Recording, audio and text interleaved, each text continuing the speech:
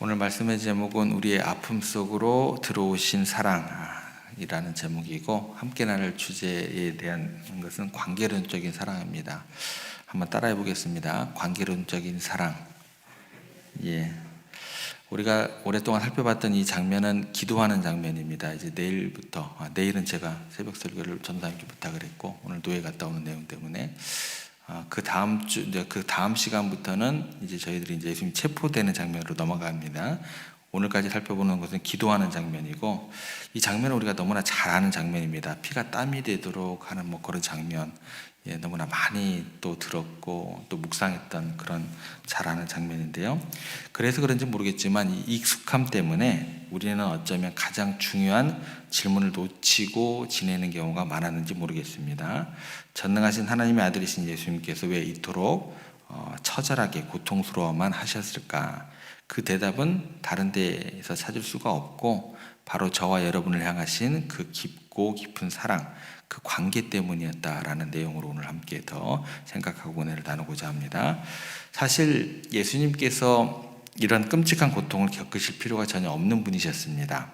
죄가 없으시니까, 또 하나님이시니까 전혀 겪으실 필요가 없었습니다. 그런데 왜 이 길을 걸어가셨을까? 만약 누군가가 나를 사랑한다고 했을 때 내가 겪는 가장 큰 두려움, 죽음이라는 그 절망 앞에서 또 그 막막한 심정을 나는 도저히 이해할 수 없다라고 말한다면 우리는 그것을 온전한 사랑이라고 느끼기 어려울 겁니다. 그래서 주님께서 우리와 똑같이 시험 받는 자가 되시려고 우리의 살과 피를 입고 이 땅에 오셨습니다. 그래서 우리 대신 그 무거운 십자가를 대신 지어 주신 것입니다. 그래서 주님께서 우리가 걸어가야만 하는 그 죽음의 길, 외롭고 두려운 길을 외면하지 않으시고 그 고통을 온몸으로 함께 느끼기를 원하셨다라는 거예요. 이거에 대한 내용이 히브리서 2장에는 이렇게 우리에게 말씀해 줍니다. 자녀들은 혈과 육에 속하였음에 그도 또한 같은 모양으로 혈과 육을 함께 지니심은 죽음을 통하여 죽음의 세력을 잡은 자 곧 마귀를 멸하시고, 여기까지 말고 이 뒤에 나오는 구절을 우리가 오늘 주목해 볼 겁니다. 또 죽기를 무서워함으로 한평생 매어 종로로 타는 모든 자들을 놓아주려 하시며, 이 말씀이 보면 예수님께서 십자가에 죽으신 이유를 두 가지로 이야기를 하고 있어요. 첫 번째는 뭐냐면 마귀의 권세를 멸하기 위함, 이 첫 번째고, 근데 이것만이 아니다라고 그래요. 그러니까 우리가 뒤에서 뭐라고 우리가 주목해서 읽었냐면, 동시에 죽음이 너무나 두려워 평생을 공포의 종으로 살아가고 있는 우리를 위해서 그 두려움 속으로 친히 들어오셔서 그 공포를 함께 느껴주시고 마침내 거기에서 우리에게 승리를 주시기 위함이다. 이것까지 같이 생각해야 된다라고 히브리서 기자가 우리들에게 가르쳐주고 있습니다. 여러분, 우리가 인생에서 가장 두려워하는 것이 뭘까요? 한 번도 가보지 않는 길을 가는 것입니다. 제가 오늘부터 노예에 가서 시차리 서기로 일을 해야 돼요. 그래서 예배 끝나자마자 가야 돼요. 두려워요. 제가 다른 어른들하고 같이 옆에 서서 이렇게 있는 모습 자체가 어색할 것 같아요. 제가 되게 안 좋아하는 모습 가운데 하나인데 어떻게 해요? 가서 섬겨야죠. 일을 하라고 하니까 일은 해야 될 것 같고. 우리가 그래요. 가장 두려운 것은 뭐냐면 가보지 않은 길을 가야 돼요. 그게 가장 최대치에 올라가는 게 어떤 길일까요? 죽음입니다. 죽음. 그런데 나를 가장 사랑하시는 나의 주님께서 이미 그 죽음의 강을 건너보셨다면, 그리고 부활의 능력으로 지금 내 손을 붙잡고 내가 함께 가주겠다고 말씀하신다면 조금은 완전히 이야기가 달라집니다. 사망의 음침한 골짜기를 다닐지라도 그 다음에 뭐라고 나올까요? 두려워하지 않는 이유가 단 하나 있습니다. 뭐예요? 주께서 나와 그 길에 함께 거하기 때문에, 이거라고 이야기를 하다라는 거예요. 제 2차 세계대전 당시에 폴란드의 교육자였던 야누시 코르착 선생님 이야기가 있습니다. 유대인이 아니었습니다. 근데 유대인 아이들을 위해서 고아원을 운영했습니다. 어느 날 나치가 그 고아원에 들이닥쳐서 아이들을 모두 가스실로 가는 죽음의 기차에 태우려고 했습니다. 아이들이 난리가 났어요. 공포해서 막 울부짖고 난리가 났습니다. 그때 코르작 선생님이 아이들 한 명 한 명을 껴안고 그 행렬의 가장 앞에 서게 됩니다. 독일군 장교가 그를 알아보고 말했습니다. 아니 선생님, 존경받는 선생님께서 왜 거기 앞장서시냐고, 가지 않으셔도 됩니다. 여기 남으세요. 그랬더니 코르작 선생님이 이렇게 이야기를 합니다. 내가 사랑하는 아이들이 저 길을 가는데 어떻게 나만 유대인이 아니라고 평안히 여기 있을 수 있겠습니까? 나도 함께 따라가려고 합니다. 결국 그 아이들과 함께 죽음의 기차에 같이 올라탔다고 그래요. 기차 안에서 두려움에 떠는 아이들이 선생님이 말했습니다. 두려워하지 마라. 어디를 가든지 내가 너희와 함께 있을 것이다. 선생님의 그 한마디에 아이들이 울음을 그치고 평안을 찾았다고 해요. 다 죽었어요. 다 죽여버렸어요. 선생님까지. 여러분, 사랑하는 예수님께서 이 이상의 사랑을 우리에게 보여주셨다라는 겁니다. 죄가 없으시고 죽음을 맛보실 이유가 전혀 없었습니다. 그런데 우리를 향하신 그 뜨거운 사랑 때문에, 그 깊은 관계 때문에 죽음의 길을 스스로 선택하셨다라는 거예요. 흠도 티도 없으신 그분이 오직 내가 너를 사랑한다는 그 고백 하나를 위해서, 그 고백 하나의 그 약속을 지키기 위해서 그 길을 묵묵히 걸어가셨다라는 거예요. 그러면 이 십자가의 사랑이 오늘 우리의 삶에 어떤 의미로 다가와야 될까요? 여기까지 좀 더 생각을 해봐야 될 것 같습니다. 신학자이신 김경재 교수님이 계세요. 돌아가셨어요. 그분께서 젊었을 때 초임지 목회지에서 겪었던 이야기입니다. 교회에 정말 충성을 다했던, 그렇게 섬겼던, 헌신했던 가난한 집사님 가정에 너무나 사랑스러운 어린 아이가 하나 있었어요. 그런데 그 아이가 어느 날 맨홀에 빠져가지고 싸늘한 시신으로 발견되어 끔찍한 비극이 일어나게 됩니다. 부부가 아이의 시신을 끌어안고 통곡을 하게 됩니다. 하나님, 우리가 하나님을 어떻게 섬겼는데요. 가난한 중에도 시간과 또 물질을 가지고 어떻게 섬겼는데, 죽도록 충성했는데 어찌 이런 일이 일어납니까? 슬픔과 원망 가운데 잠겨가지고 헤어나오지를 못해요. 그런데 문제는 뭐냐면 그 아이의 시신을 붙잡고 놓지를 않아요. 장례를 진행을 못하겠어요. 목사님이 장례를 치러야 되는데 목사님 그렇게 붙들고 울고 있는 부모님을 어떻게 위로해요? 부모가 시신을 부둥켜 안고 놓지를 않으니까 어떻게 위로해야 될지 몰라서 장례도 진행이 안 되고 하나님 앞에 물었습니다. 그때 사도신경이 떠오르더래요.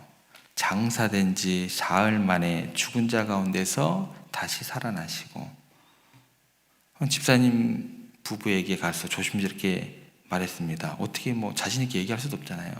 집사님, 장사 지낸 지 사흘 만에 장사 지낸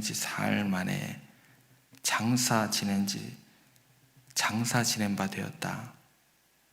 하나님도 자기 아들이 죽임을 당하는 걸 경험했지 않습니까? 하나님의 아들 예수님도 장사 지내는 아픔을 경험하시지 않습니까? 집사님도 아들도 하나님의 아들처럼 장례식은 치러야 되지 않겠습니까? 하나님 아버지께서 하나뿐인 아들인 싸늘한 시신이 되어 묻히는 것을 친히 겪으셨지 않습니까? 지금 이 집사님이 찢어지는 마음, 이 세상 누구보다 잘 아시는 분, 바로 하나님 아버지 아니시겠습니까? 그 말을 듣고 이제 부부가 흐느끼기 시작해요. 목사님, 예수님이 내 아들이 가 있는 그곳에 먼저 가 계시고 그분이 똑같은 길을 가셨다면 내 아들 가는 길이 조금은 두렵지 않습니다. 이제 장례를 치러주세요. 그래서 깨달은 내용이 뭐냐면, 여기서 자신들의 고통이 하나님의 고통과 연결되어 있다는 것을, 그리고 그 깊은 이해 속에서 참된 위로를 얻었다라고 고백을 하시더라고요. 여러분, 주님께서 우리의 모든 고난의 자리에 먼저 가 계십니다. 히브리서는 그래서 뭐라고 얘기를 하냐면, 그가 시험을 받아 고난을 당하셨은즉 시험 받는 자들을 능히 도우실 수 있느니라. 남들이 몰라줘요. 그래도 그때 주님 말씀을 통해서 우리가 위로를 얻게 되고 또 위로를 얻는 힘을 가지고 다시 일어설 수 있는 것 같습니다. 주님께서 우리의 모든 고난에 동참하고 계십니다. 너무나 피곤하고 고나여 그 자리에 주저앉아 쓰러질 것 같으시면 주님은 거센 풍랑이 배를 덮쳐도 깨지 못할 만큼 깊고 깊은 육신의 필요를 아시는 분이심을 여러분 믿으시기를 바랍니다. 혹시 관계에서 믿었던 사람에게 배신을 당해서 마음 둘 곳이 없이 무너지고 계십니까? 주님께서 평생을 함께했던 제자들에게 저주받고 팔리고 버림받는 철저한 외로움의 끝을 경험하신 분이십니다. 혹시 사랑하는 사람을 먼저 떠나보낸 가슴 미어지는 슬픔 속에서 하루하루 간신히 버티고 계십니까? 주님께서 사랑하는 친구 나사로의 무덤 앞에서 사람들과 함께 눈물을 흘리셨던 분이십니다. 우리의 눈물이 터져나오는 그 자리에 주님께서 이미 와서 함께 울고 계시는 분이십니다. 혹시 억울한 오해와 거짓된 비난에 둘러싸여서 아무도 내 진심을 알아주지 않는 것 같은 뼈를 깎는 고독 속에 계십니까? 주님께서 온갖 거짓 증언과 조롱 속에서 침묵으로 그 모든 부당함을 감당하셨습니다. 여러분이 하고 싶은 말이 목 구멍까지 차오르지만 차마 내뱉지 못하는 그 답답한 심장을 누구보다 잘 헤아리고 계시는 분이십니다.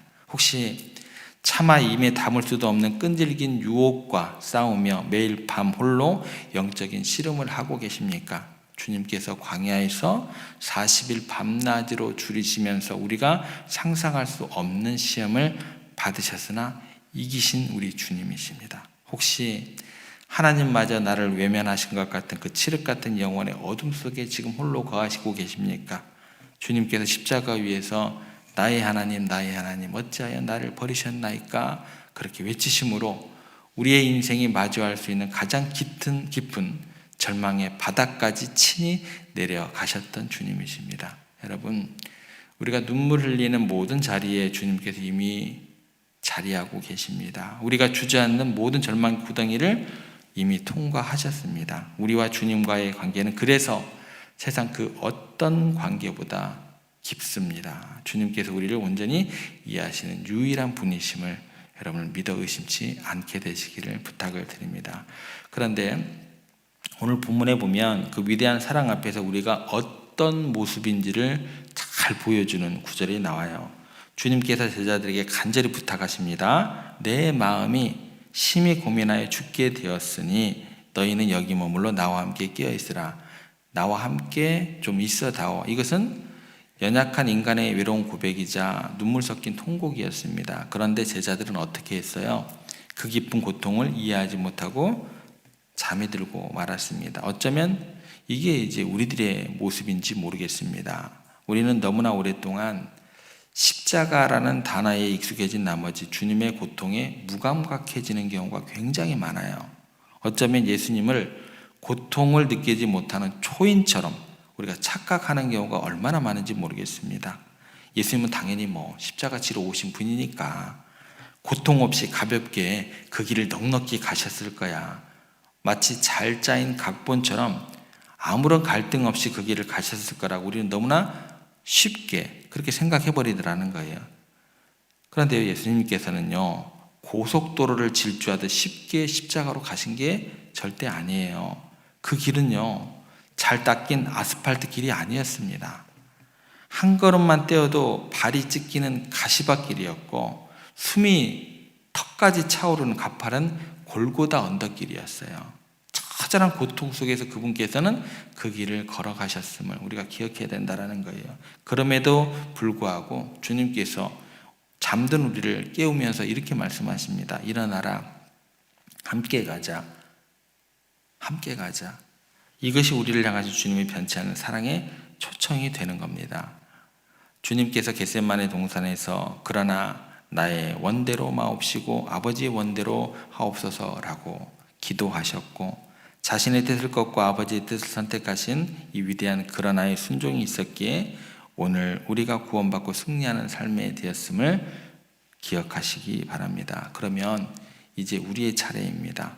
현실의 어려움 앞에서 우리의 마음이 무너질 때에도 우리도 주님처럼 기도하는 모습이 나오게 되기를 간절히 소망해 봅니다. 하나님, 너무 힘이 듭니다. 그러나 주님 뜻 따르겠습니다. 하나님 모든 거 포기하고 싶습니다. 그러나 나는 주님을 사랑하기 때문에 이 길을 주님과 함께 걸어가고자 합니다.